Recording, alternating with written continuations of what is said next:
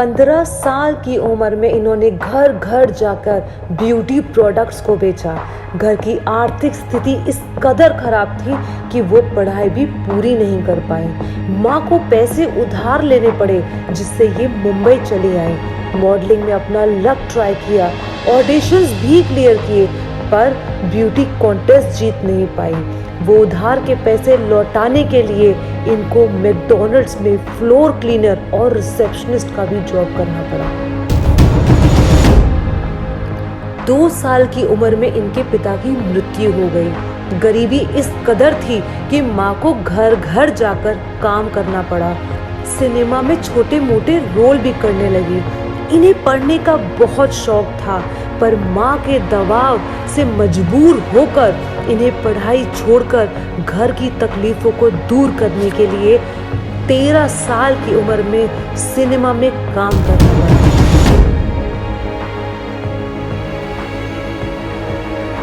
मद्रास के middle class और Orthodox family में इनका जन्म हुआ।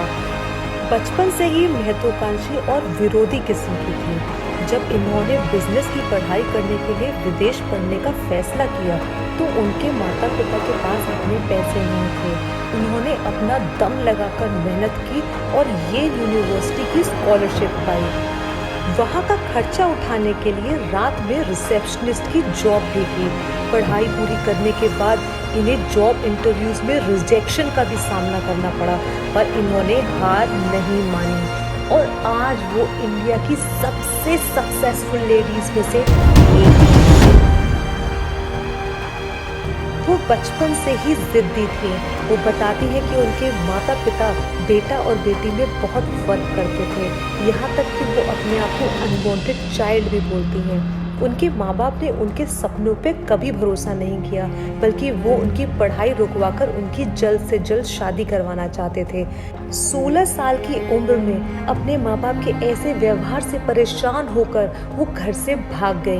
पहले मुंबई गई। मुंबई में कुछ खास बात नहीं बन पाई तो वो दिल्ली आ गई। दिल्ली में एक दोस्त की मदद से एक हॉस्टल में रहने लगी, जिस रूम में उनके साथ 5 और लड़कियां रहती थीं।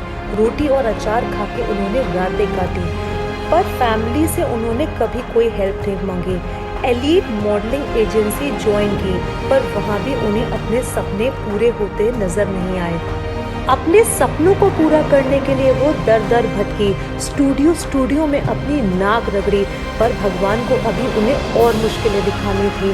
तभी वो किसी पुराने एक्टर के जाल में फंस गई, जिन्होंने उन्हें हाउस अरेस्ट कर बंदी बना लिया, पर उन्होंने तब भी हार नहीं मानी।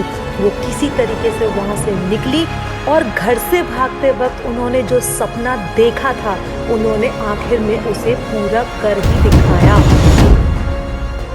ऐसे बहुत सारे रियल लाइफ एग्जाम्पल्स हैं जो हमें बताते हैं कि हार से डरना नहीं, पर पछतावे का खौफ जरूर रखना, क्योंकि हार मान लेना पछतावे की नींव है। जिंदगी में 100 दरवाजे आपके मुंह पर बंद होंगे, 100 इंटरव्यूज, 100 एग्जाम।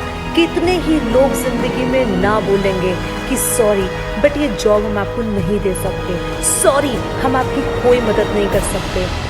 जिंदगी का सच यही है कि हम हर बार हाँ से ज्यादा ना सुनेंगे और हम बहुत बार हारेंगे, पर आपको उस ना को अपनी किस्मत नहीं बनाना है। उस नो से डरना नहीं है, डरना उस पछतावे से है, क्योंकि आपने ट्राई नहीं किया और ट्राई करने से पहले ही हार मान ली थी। आज मैं आपको एक चैलेंज देती हूँ, जितना भी जिंदगी आपको ना सुनाए, आप अपने अंदर की आग को बुझने नहीं दोगे, क्योंकि आपको तो जीतना है और हर हाल में जीतना है। नमस्कार, मिलते रहेंगे पावर ऑफ हीलिंग्स में।